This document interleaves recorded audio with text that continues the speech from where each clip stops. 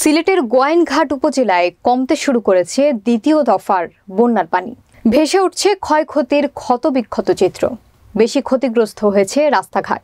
প্রধান ও গ্রামীণ সড়কগুলোর মধ্যে সৃষ্টি হয়েছে বড় বড় গর্তের।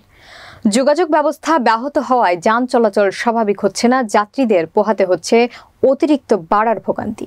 ক্রমশ পানির উন্নতি হওয়ায় আশ্রয় কেন্দ্র ছেড়ে নিজ গৃহে ফিরছে সাধারণ মানুষ। গোয়াইনঘাট থেকে নুরুল আলমের প্রতিবেদনে থাকছে বিস্তারিত।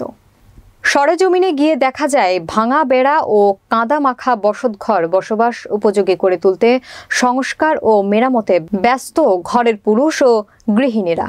এদিকে দিনমজুর নিম্ন আয়ের মানুষেরা কর্মহীন হয়ে পড়ায় বন্যা ক্ষতিগ্রস্ত বসতবাড়ি সংস্কারে রয়েছেন দুশ্চিন্তায়। পানি নেমে যেতে শুরু করলেও দুর্ভোগ কিন্তু রয়ে গেছে। আশ্রয়হীন হয়ে পড়া অনেক মানুষ এখনো মানবেতর জীবনযাপন করছেন। দেখা দিয়েছে গবাদি পশুর গোখাদ্য সংকট। গৃহপালিত গবাদি পশু নিয়ে বিপাকে পড়েছেন গৃহস্থরা। আকাশে মেঘাচ্ছন্ন ভাব কাটিয়ে মিলছে রোদের দেখা। এতে সবার মনে কিছুটা স্বস্তি ফিরেছে।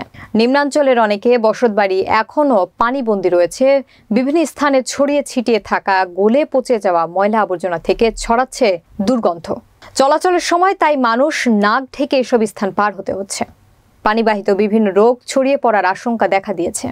দফায় দফায় প্রকৃতির বৈরী আচরণ ও প্রাকৃতিক দুর্যোগে বিপর্যস্ত গোয়াইনঘাটে বসবাসরত মানুষ। সরকারি উদ্যোগে উপজেলা প্রশাসনের পক্ষ থেকে ত্রাণ সহায়তা অব্যাহত থাকলেও তা পর্যাপ্ত নয় বলে দাবি করেছেন বন্যা কবলিতরা। তাদের দাবি, নিত্য প্রয়োজনীয় সামগ্রী সহ বসতবাড়ি সংস্কারে সরকারের পক্ষ থেকে ব্যবস্থা গ্রহণ করা।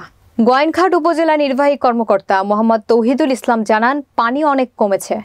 এ কারণে উপজেলায় আশ্রয় কেন্দ্রে আসা লোকজন নিজ নিজ বাড়িতে ফিরে যাচ্ছেন। বন্যায় আক্রান্তদের সহায়তা অব্যাহত আছে। উপজেলার বন্যায় আক্রান্ত নিম্নাঞ্চলের গ্রামগুলোর দিকে বিশেষ নজর রাখছি আমরা। আমি তো পানি বলে তো বলি আর গরু সময় ঘুমো আসলাম, ও উঠে উঠে আব্বা বলে কি তাহলে গরু পানি উঠিয়েছে, খুশি পানি উঠেছে, তোর পানি গেছি ও কিতা খাবার চুবর যা আছে হাত রান্না কথা গাইটি উঠে দিয়ে আনলাম।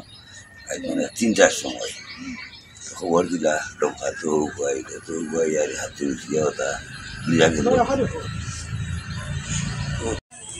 আমরা হঠাৎ ঘুম থেকে উঠিয়া দেখি পানি, গরু বাছুর নিজের মাল সামানা লইয়া যাওয়ার আমরা হঠাৎ করি নৌকা নাই, বিপদের মাঝে পড়ে গেছি।